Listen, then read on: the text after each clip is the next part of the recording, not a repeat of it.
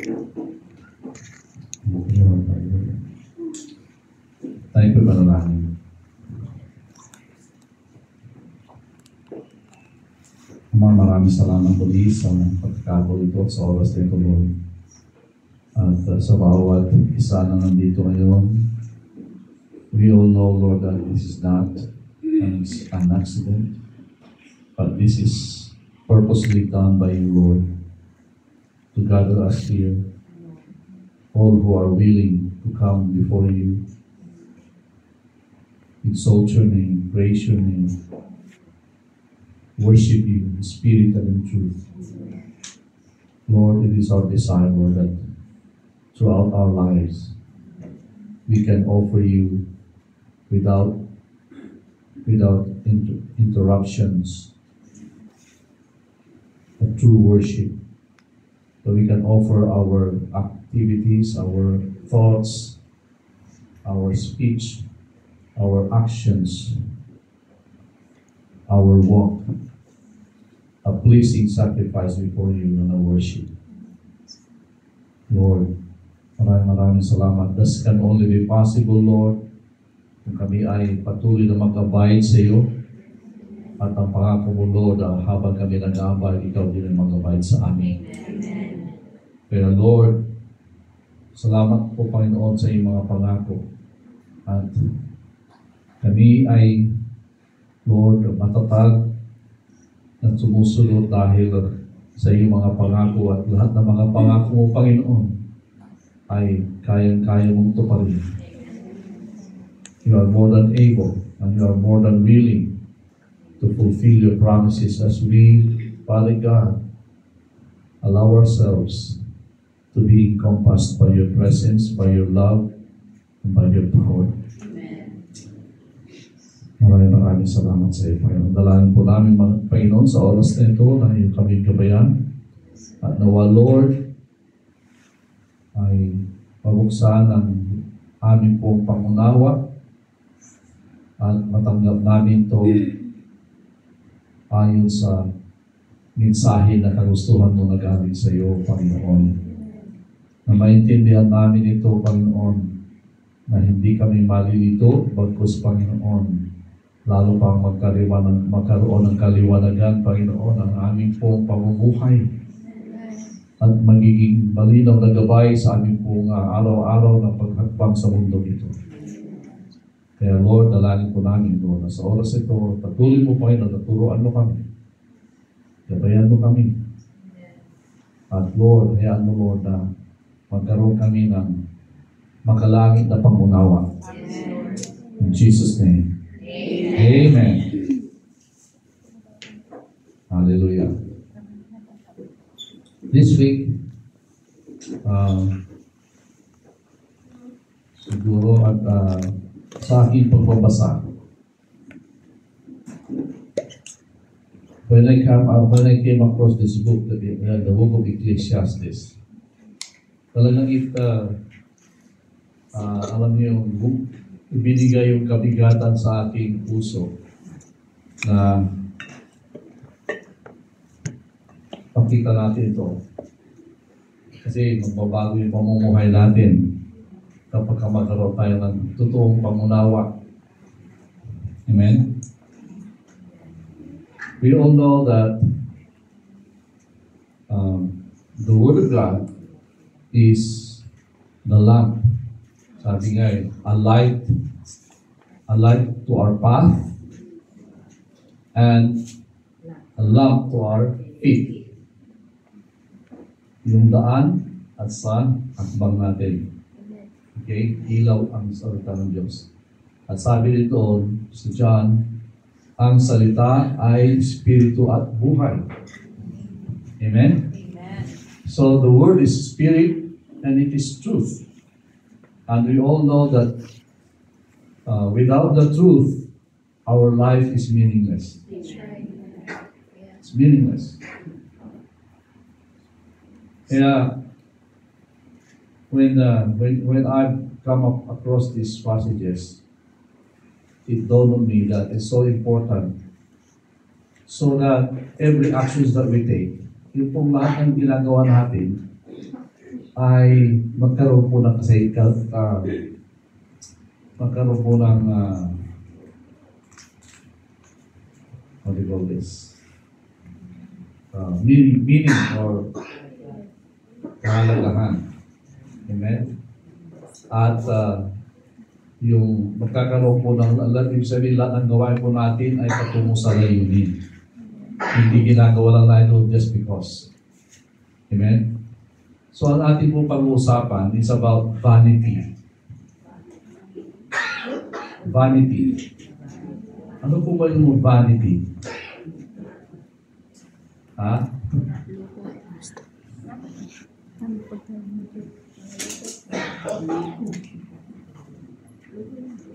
Sabi nga sa Ecclesiastes, vanity of vanities.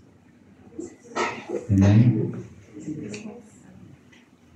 So, siguro maganda kung makita natin po yung ibig sabihin po ng vanity. It's emptiness.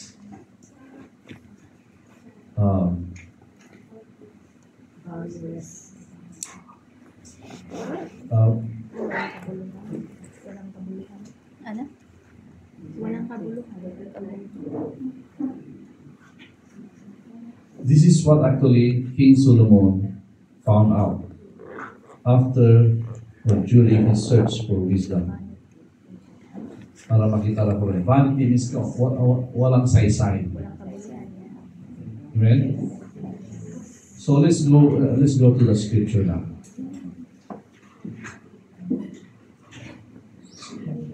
So verse 13, sabi po dito, and I set my heart to seek and search out by wisdom concerning all that is done under the heaven or under heaven. This burdensome task God has given to the sons of man by which they may be exercised.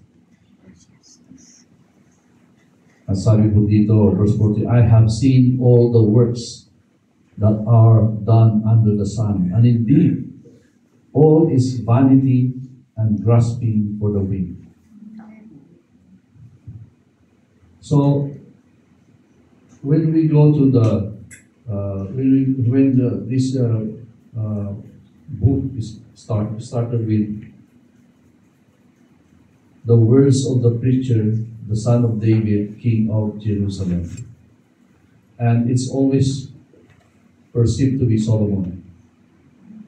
Because he is the only son, the son of David that is so full of wisdom. You know ba? And it says in verse 2, vanity of vanities, says the preacher. Vanity of vanities, all is vanity. So, sabi ito, vanity. Lahat ng katuturan sa mundo ito, o lahat ng mga bagay sa mundo ito ay walang katuturan. Imagine, si King Solomon was given so much wisdom na sa kanyang pangunawa, yung ang lawak ng pangunawa niya, he can imagine things. And of course, by the help of the Holy Spirit, di ba? And sabi niya, pinag-aralan niya lahat ng mga bagay na nangyayari sabi niya sa baba ng kalangitan. Kasi dito sa mundo. Di ba? So lahat ng gawa ng tao, lahat ng mga natural na mga bagay na nakikita niya, observation. Yung hangin, yung tubig, lahat nakita niya. Sabi ganon, ang tubig ay umiikot lang, ang hangin ay umiikot lang. Dumating ang isang henerasyon, lumabas ang isang henerasyon, nananatili yung mga hangin, yung tubig at umiikot lang. It will always come around. It will always come around. Kaya sabi ganon, anong katuturan nito? Wala. Ang isang tao dadating sa mundong ito at mamumuhay. Pagkatapos mawawala na parang bula. Walang katuturan. Amen? When it comes to time. So, ang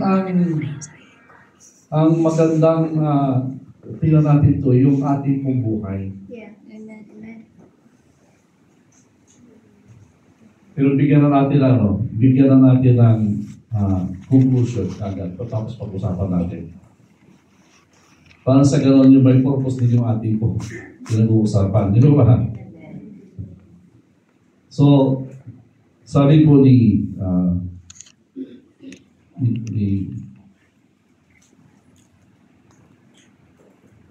at the conclusion sa chapter 1 verse 18, for in much wisdom is much grief, and he who increases knowledge increases sorrow. Then we will take up that later. Okay, and then sa last chapter, yung verse 13 and 14.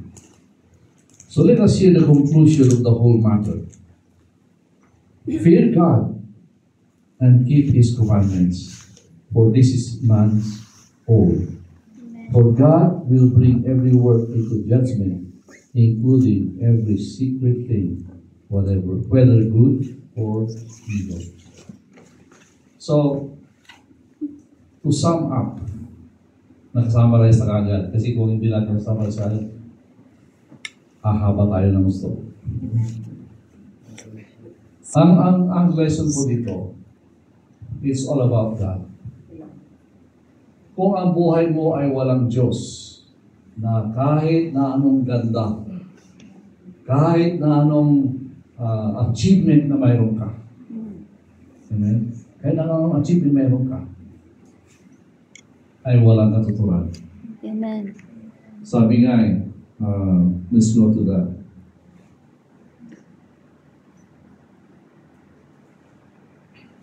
Let's go to the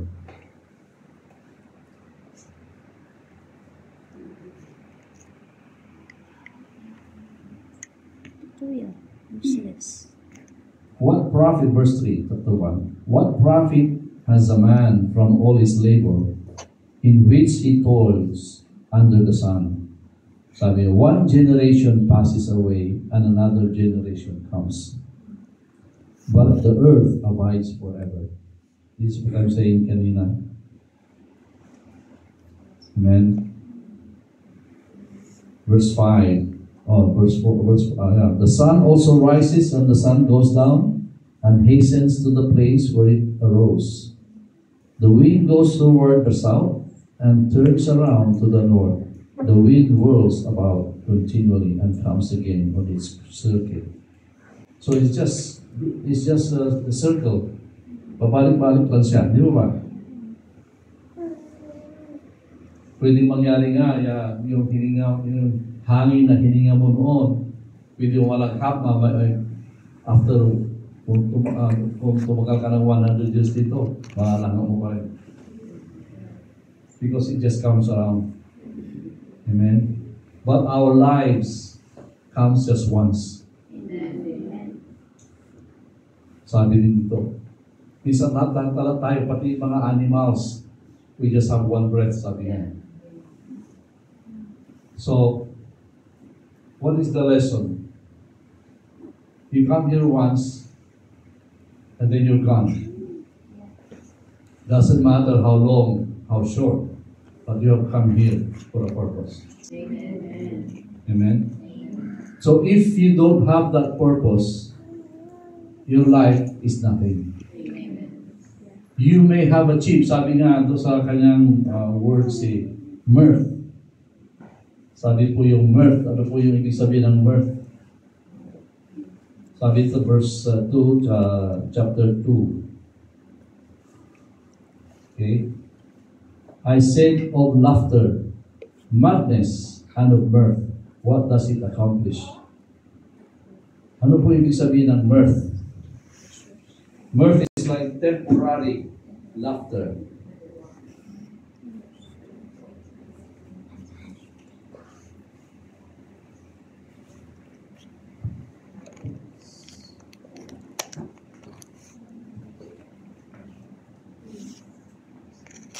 Mirth is an outward expression of joy, gladness, and merriment, often characterized by laughter and feasting. So, pag titignan po natin sa positive side, mirth is depicted as a positive communal response to good fortune, such as restoration of a city or joyful events like weddings. Okay? Or sabi ko, it is a natural part of life.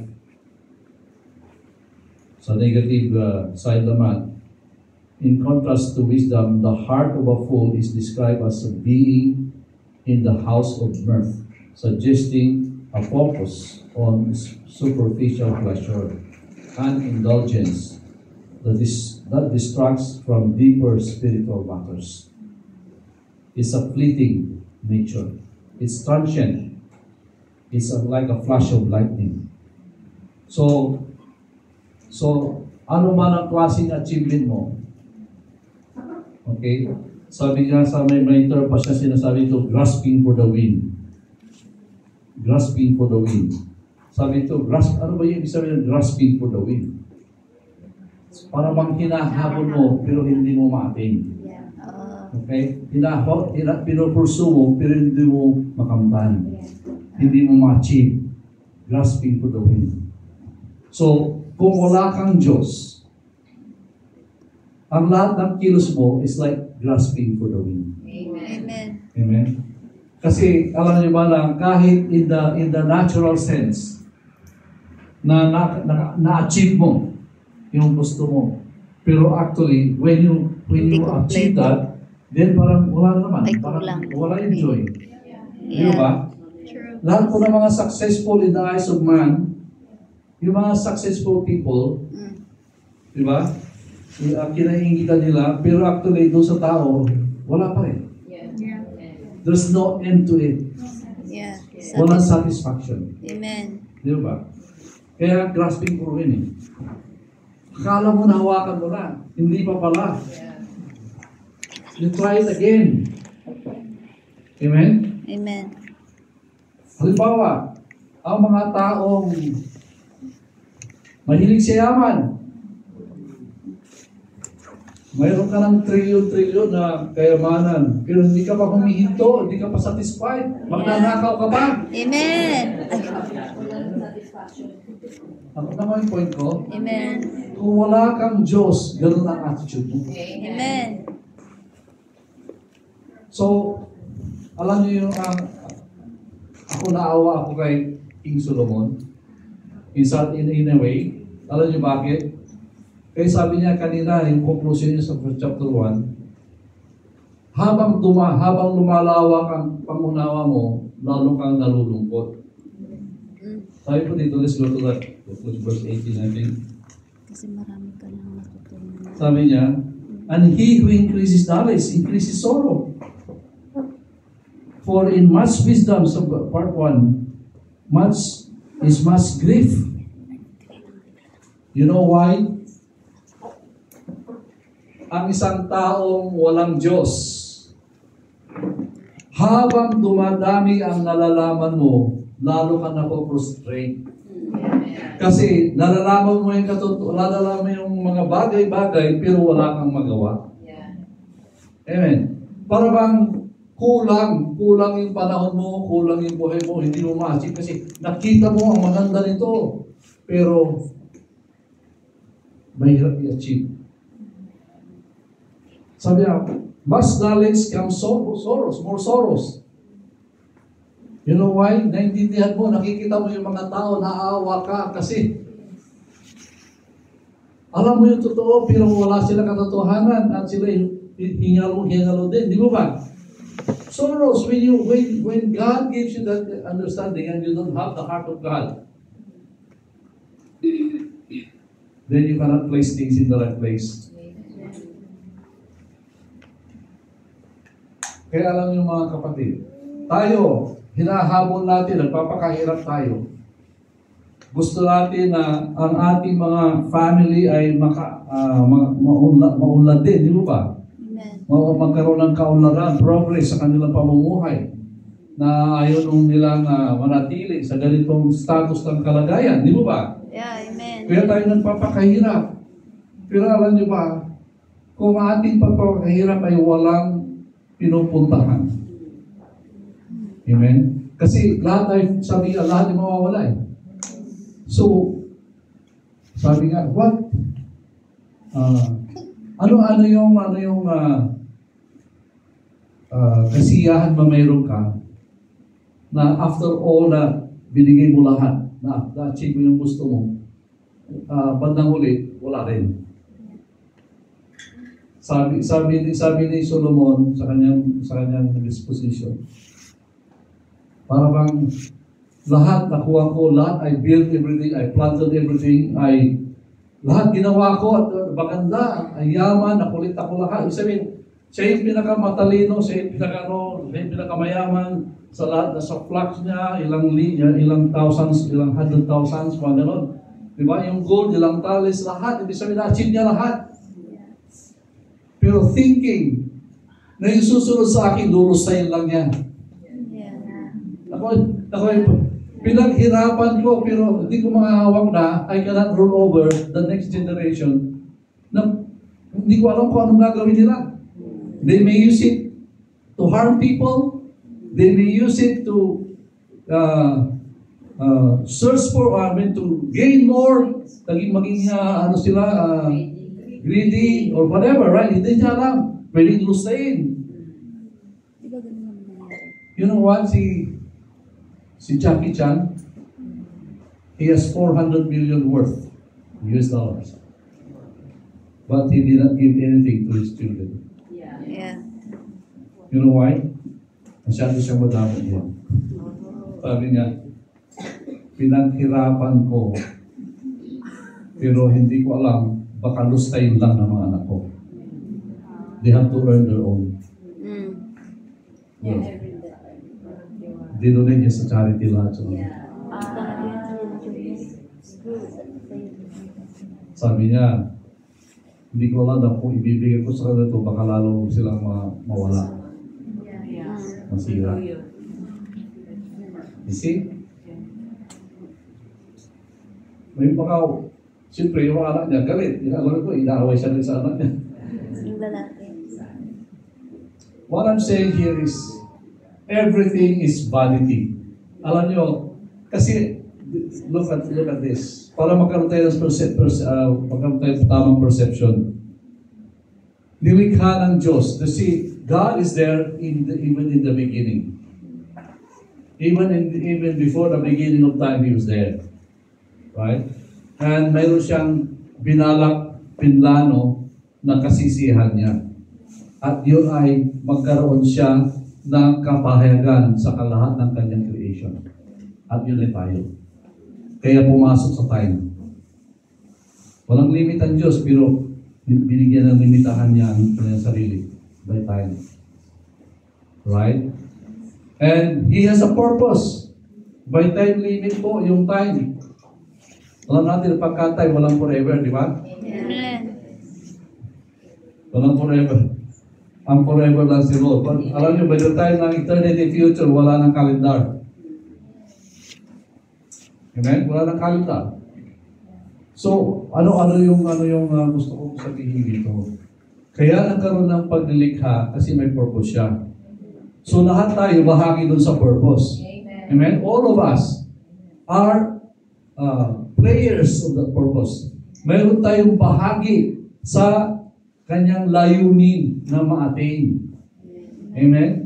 Kung kaya ang ating buhay ay mayroong set path. Kung tayo po ay magpapasakop sa Kanya, ay mayroon pong nakaset na daan na patungo doon sa destinasyon natin.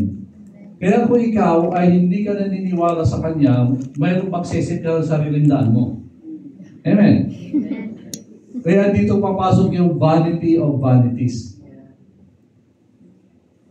Kahit anong galing mo, pagka humiwalay ka sa layunin ng Diyos, lahat ng ginagawa mo, lahat ng iniisip mo, na pinaplano mo, kahit na ma-achieve mo, ay wala pa rin katuturan. Amen. Amen. It will come to nothing. So ang ating buhay ay mayroon lang katuturan kapag ito ay dinadala natin sa ating pagsunod sa Kanya. Yan ang po yung conclusion niya. Fear God and obey His commandments. Fear God and obey His commandments. In conclusion, lahat ng pag-aaral niya, talagang babalik ka doon. Para magkaroon ng saysay ang pamumuhay mo. Para magkaroon ng, yung alam mo yung legacy na tinatawag sa ating mga, sa ating mga generation to come. Ay magkakaroon ng meaning at maipagpatuloy yung legacy na yan. At ang legacy na yan ay pagpapasakop at pagsunod sa ating mahal na Diyos. Amen. Kaya mga kapatid, tayo po, ang pagpunta kayo dito, na kayo na nakilala nyo na si Lord. Amen? Dapat nagiba na yung kurso ng buhay nyo. Although, of course, hindi natin binibitawan na mangarap para sa ating pamilya. Hindi mo ba? Tutulong, kailangan lang yun. Amen. Nang sa gano'n ay ma-attend nila yung kagustuhan ng Diyos para sa kanila. Amen. You see, ang mga magulang, nililay down yung foundation ng ating mga gawa para sa gano'n yung family natin na tinutustusan natin ay may handa natin yung daan na kagustuhan ng Diyos para sila ay magamit ng Diyos at sila ay makarating din sa sugpunan ng plano ng Diyos. Amen. So yun ang may katuturan. Amen. Amen. So yung ating pong pamumuhay bilang mga Kristiyano, no matter what status you have, you are right now, dapat you aim for that. Amen? Kaya alamin natin, yung guidance natin is the Word of God. Alamin natin, alam niyo ba na pagka-guided ka ng salita ng Diyos, ng banal na Espiritu, we know that when you follow the Word of God, you are guided by the Holy Spirit. Amen. At dadaan ka man ng mga pagsubok, pero mayroon kang kasiguraduhan. Amen. Amen? Alam niyo ba na when you are achieving something, because you are bringing all the achievements that you have, yung dinadala mo lahat ng mga achievement mo para sa Panginoon. Amen? Ay mayroon kang satisfaction. Sabi nga my food is to do the will of my Father, or to do the will of the one who sent me. Sabi dito. So my food, ano yung food? Sustenance. Kalakasan. Purpose. Di ba? Alam mo kung may purpose ka, up to the end, ay hindi ka mawawala ng gana. Amen. Hanggat hindi mo naraga, hindi ka mawawala ng gana. Hindi ka mawawala ng inspirasyon. Kahit na to your last breath, hindi ka mawawala ng inspirasyon. At hindi lang yan. May kaakibat po yung ating pong pagsunod ng kasiguraduhan at kagalakan. Amen. Alam niyo ba na kahit anong tinatahak mo, kung alam mo, kasigurado mo kay Lord, ikaw ay may kagalakan lagi. Amen. Pwedeng hindi sa gitna ng kasiyahan. Di ba yung kasiyahan, kagalakan? Amen? Pwede kang dadaan sa mga pagsubok at hindi nakakasiyahan. Pero kung may Jesucristo ka, nagagalak ka pa rin. Kasi may kasiguraduhan ka. Kasi, sabi nga yung gladness mo kay Lord, yung kagalakan mo kay Lord, ay dahil alam mo na kahit anong dumaan sa iyo, ay kasama mo siya. Amen. Hindi ka niya pababayaan. Amen. So, yun po yung magbibigay sa atin ng meaning. You know that you were created and you were born into this world because of a purpose. Amen. Wala pong pinanganak sa mundo ito na wala sa purpose ng Diyos. Amen. Pwede kayong magtanong. Di ba? Pwede kayong magtanong na, ay, paano naman yung kapapanganak pala na wala na? Hindi natin pwedeng question, hindi natin maintindihan ngayon. Pero hindi natin alam, may purpose si Lord. Hindi na dito sa buhay na ito, o sa kabila.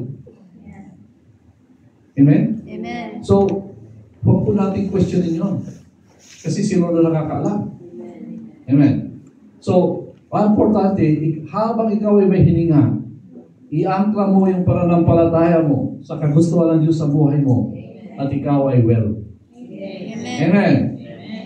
So, mga kapatid, napaka-importante na ang ating pong paglakad ay may tinutungan lagi. Alam mo ba yung labas ka ng bahay na walang plano? Delikado po yun. Walang sa pupunta. Delikado yung lalabas ka ng bahay na wala kang plano. See, when I go out sa bahay, mayroon akong purpose kaya lalabas ako. It's either maglalakad-lakad ako, then mag-exercise ako. Or may pupuntahan ako. Or may mayroong purpose. Di ba ba? Pero pumunta ka doon, ano gagawin ko? Mahirap yun pagka may dumaan, tinagay ka, sama ka lang. Wala kang purpose eh.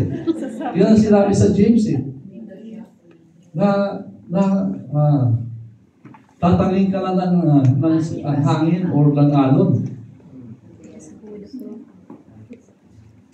Amen. Pero you know your worth, you know your God, you know the purpose of God in your life. So every step of the way, you is purposeful. Ibig sabihin, bawat hakbang sa buhay mo ay may patutunguhan. Amen. Amen. Dapat ganun po yung pamumuhay natin. Sa ganun, walang sayang. Amen. Alam niyo ba yung maganda yung daan na binigay sa'yo ng Panginoon, gusto mo mag-detour ka. Hindi mo alam kung ano yung namudo sa kabila. Kasi hindi yun ang daan na binigay sa'yo ng Panginoon. Kaya ang dami na mapahamak. Hindi mo ba? Amen. Along the way, pwede kang ilure ng kalaban. Pwede kang akitin ng kalaban. Amen? At sabi yun, ay, mas maganda yung daan dito. Marami kang makikita maganda. Amen? Ang mahirap yung mga makikita mo maganda doon. Doon ka mahuhok. Mawawala ka. So, bawat hakbang natin ay may halaga sa Diyos. Amen. Sabi ni Lord nga, di ba? Si Lord ang nagpo-purpose ng bawat hakbang natin kung tayo sumusunod sa Kanya. Walang sayang na footstep. Amen? So, mga kapatid, yung nakita ko ni Solomon ay sabi niya, lahat ng achievement niya, lahat ng ginagawa ng tao under the sun, all is vanity. Walang katuturan. Walang tutunguhan. Kung wala sa Diyos. So, no matter how simple, alam nyo, may calling sa iyo ang Diyos. Pwedeng ang iyong posisyon sa iyong trabaho ay ganito lamang. Pero kung yun ang calling ng Diyos sa iyo at that moment, may katuturan po yun. Amen. Amen. Kasi may purpose ang Diyos. Halimbawa ngayon, kaya kayo nandito kasi you want a greener pasture. Yeah. Amen. You want a better life for your family. Di ba? Yes. So, while you are here, hindi naman permanent na nandito kayo. Amen. So, while you are here, gawin po ninyo yung purpose ng buhay niyo dito. Amen? Huwag nyo lang sabayan na ano bagay na alam nyo hindi ikalulugod ng Diyos. Amen? Kasi pagsisisihan nyo bandang huli. Doon papasok yung vanity. Sana hindi ko na ginawa yun. Di ba? Sana hindi ba? Sabihin, napigilan yung growth mo sa Panginoon and it costs you something. Pagka ikaw ay gumawa ng mga bagay, nag-detour ka, at may nangyaring hindi maganda, di ba? Sayang yung mga resources. Sayang yung effort. Sayang yung panahon. Amen. Amen? Lahat. Sabihin, it's put to waste. Kasi hindi yun maisasali, idadagdag sa gawain ng Diyos. Para ka nagpo-construct eh. Mayroong blueprint na binigay sa'yo ng Diyos. Ito ang ibibuild mo na bahay, tsura. Ay, na-detour ka, gumagawa ka ng maliit na kaman dito. O maliit na bahay ko dito. Gusto kong maganda rito, may pahingahan ako dito. Pero in summary, walang contribution yung maliit na bahay ko dito doon sa mansyon na pinapagawa ng Diyos. So sayang yung panahon mo na ginugol mo at sirain lang yun, wala. Hindi yun kabilang. Pagka ikaw ay tinuos ng Diyos, hindi ka bilang yon. Sayang, di mo ba? Amen. So kaya nga vanity. Everything is vanity under the sun. When it's not offered to God. When it's not according to the will of God. Kaya, alam niyo bakit naging bahagi ng libro to? Actually, this is a love letter. This actually is a poem. Ecclesiastes is a poem. And a poem is, may mga allegories dyan. Sabihin niyo, metaphorical yung mga sinasabi. Pero actually, it's speaking about our relationship with God. Ang pinag-uusapan ko dito yung relationship po natin. Imagine si Solomon, sa vast ng kanyang kaalaman, actually wala ng taong masigit pa sa kaalaman niya. Kahit alam nyo, kaya kung ilalagay mong philosopher, siya yung pinakamagaling na philosopher. Kung psychologist, siya yung pinakamagaling na psychologist. Hindi siya nag-aaral ng psychologist. Actually, yung mga proverbs pinag-aaralan nyo sa psychology. At hindi lang po yun. Nawala sa akin.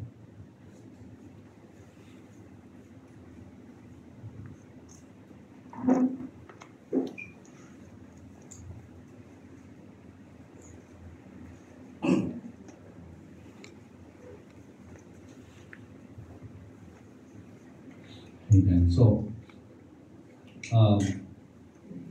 yung sinasabi ko nila, alam niya sa kanyang lawak ng kaalaman niya. Amen. Sa lawak ng para nakita niya lahat. At sabi ko niya, walang makakapagsabing ito ay bago. You know why? Even yung mga inventions, yung mga wireless system, yung mga gigabyte, yung mga chips ng mga yung mga pangalan ng bagong chip ng Snapdragon or whatever, right? Yung Intel Core, yung technology. Kaya sabi po ni Juan, it's there for man, the Son of Man, to discover. But it's already there. There's no thing. Everything is included in the creation. Lahat po ng rules, yung natural laws. Kasi alam nyo yung mga technology ngayon is based on natural law. Physics, electronics, these are based on natural law. Electricity, amen? It's based on natural law. There's nothing new. It's all there. It's only for man to discover. Amen? It's only for man to discover. So, yan po yung sinabi well, it's all there. There's nothing new. So, let's go to chapter 1.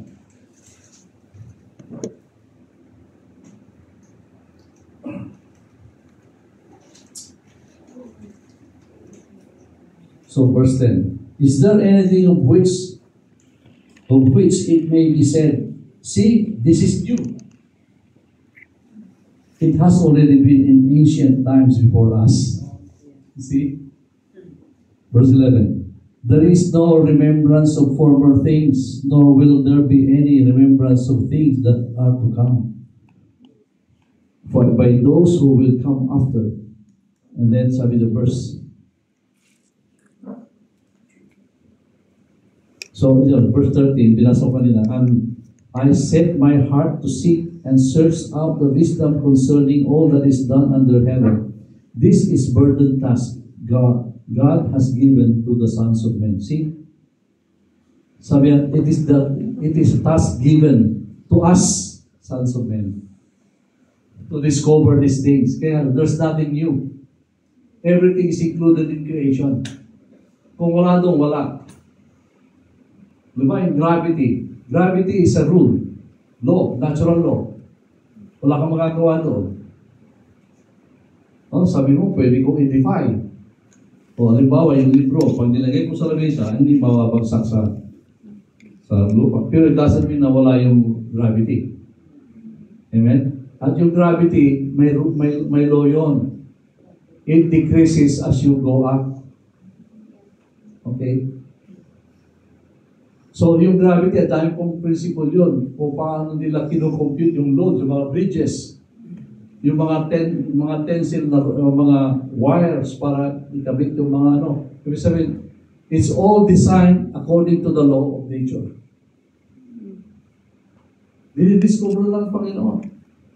Yung eroplano, paano nakakalipad? Design yan according to the wings ng mga...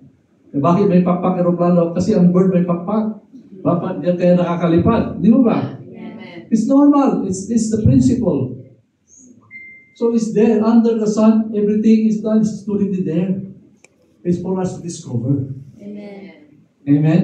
So what I'm saying here is, nakita na niya, sabi niya, grabe, yung kalaman po yung observation na imagine niya.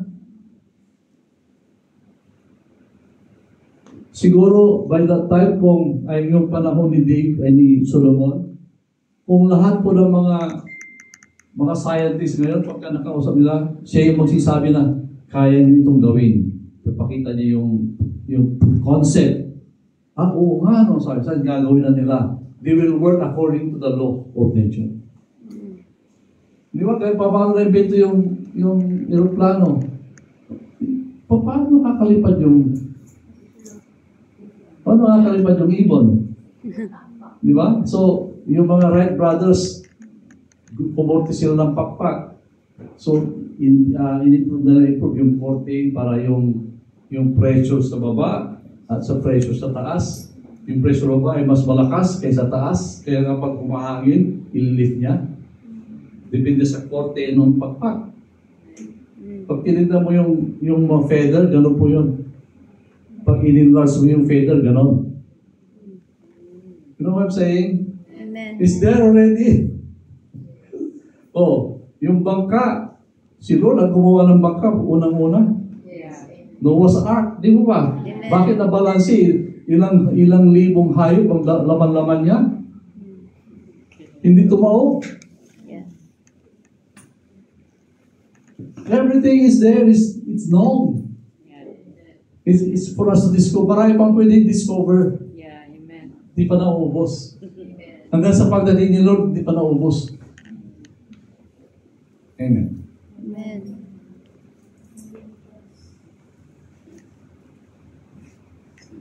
Mga kapatid, since sabi nga, let's learn from this man.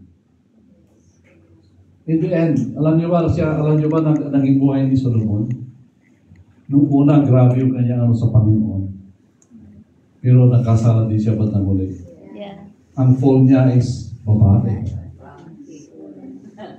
Imagine how can a king 700. can have so many women in his life. 1,000, I think. 1,000. And more. And because of that, yung mga naging asawa niya na galing sa ibang mga lugar. Kasi para magkaroon ng alliance, yung anak ng hari, papaasawa sa isang hari para magkaroon ng alliance. Proteksyon ng isa't isa. Di ba? So yun ang naging nangyari doon. At alam natin na mahilig tumingin sa magandang babae. Yeah. Amen. At siya talaga ay hinahabol kasi nga sa may magandang tsura niya at saka matalino. Diba yung Queen of Sheba, habol din sa kanya. At marami ding story sa sideline. So what I'm saying here is, this man endowed with knowledge and understanding. Naintindihan niya eh. If you look at Proverbs, he understands things.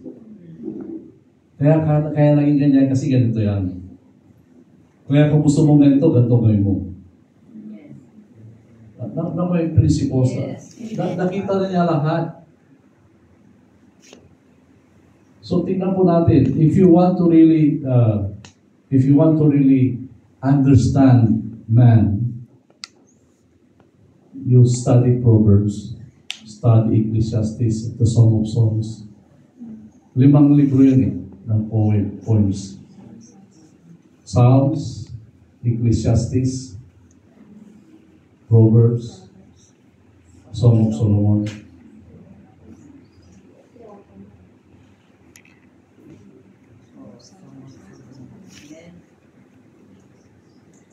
So mga kapatid, what I'm saying here is, this will be our guide. Amen. Kaya ikaw ay nagpapakahirap, pero ang purpose mo ay yumaman, mali. Mamamali ka. Alam nyo, marami lang kay Kristiyano. Dahil purpose nilang yumaman, bandang huli na compromise sila. Kasi, papailan sila ng kalaban, kasi ipain, pampayaman yan eh. Pero yung pagkakilagan nila yun, pain pala yun, nakok sila. Amen? Andun yung makukompromise na yung values mo. Mandadaya ka na. Kasi para mabilis ang pagkasenso mo. You know what? This is vanity. Isa nga vanity. Walang katuturan. Na-achieve mo yung gusto mo sa maling paraan, it's vanity. It doesn't count. So, how can you enjoy when your achievement is rubbish? Diba, sa pananaw ng Diyos, ang achievement mo is nothing but rubbish. Basang, maruming basahan sa harap ng Diyos. Amen? So, why?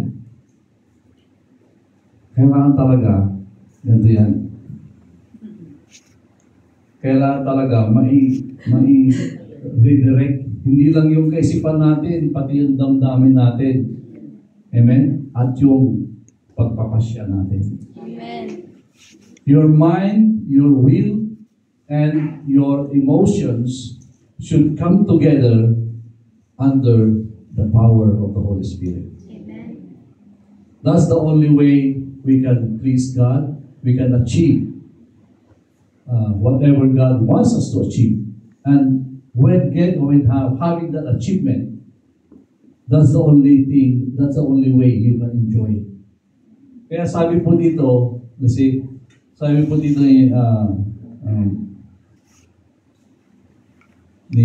Solomon,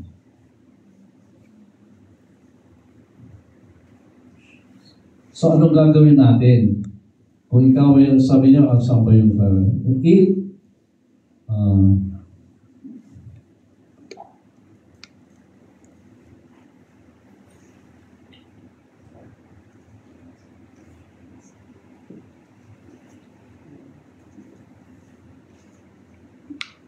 let's verse it up. So eat, drink, rejoice, do good, live joyfully, fear God, keep His commandment. So you can only enjoy your food, you can only enjoy your life when you are doing the will of God.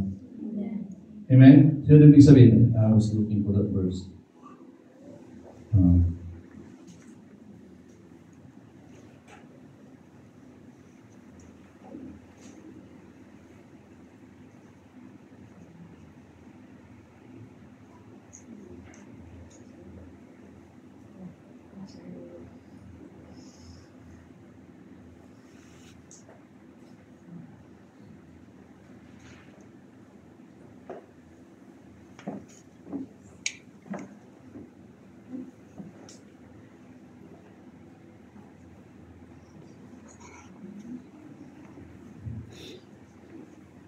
Yeah, verses chapter 2, verse 24.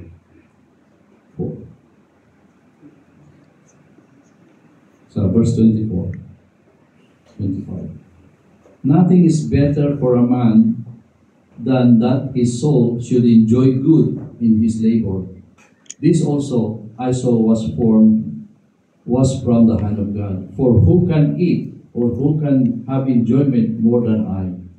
For God gives wisdom and knowledge and joy to a man who is good in his sight. But to the sinner he gives the work of gathering and collecting, that he may give to him who is good before God. But this also, if you said, this also is vanity and grasping for the wind. So to the sinner, lahat ng pagkakayod mo, sa bandang huli, yung achievement ay para lang sa mga para lang sa mga anak ng Diyos. Yung para gano'n. So it's vanity.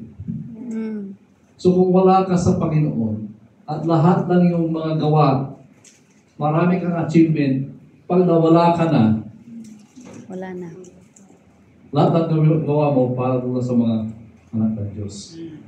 So sa kanila, it's vanity. Ako yung point dito. So mga kapatid, anong lesson natin ngayon? Parang gusto mong ma-enjoy mo lahat na ayon sa Panginoon. Kailangan sumunod sa Panginoon. Amen. Yun po yung conclusion ni Juan, yung binasa natin kanina. Conclusion ni Solomon. In the end, it's fear of God and obeying His commandment. Amen. It gives you satisfaction. Amen. Let's pray.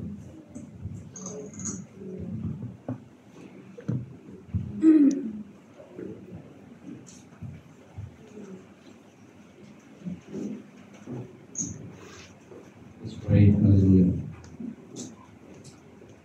Ama, maraming salamat po muli sa oras na ito. Salamat sa iyong awat biyaya. Salamat sa iyong salita, Panginoon, na nagpapaalala sa amin kung sino kami at kung ano ang dapat namin malaman upang matupad ang kagustuhan mo at ma-enjoy namin, Panginoon, ang aming pong biyahe patungo sa iyong layunin sa amin, Panginoon. Lord, we just give you thanks and praise in Jesus' name. Amen.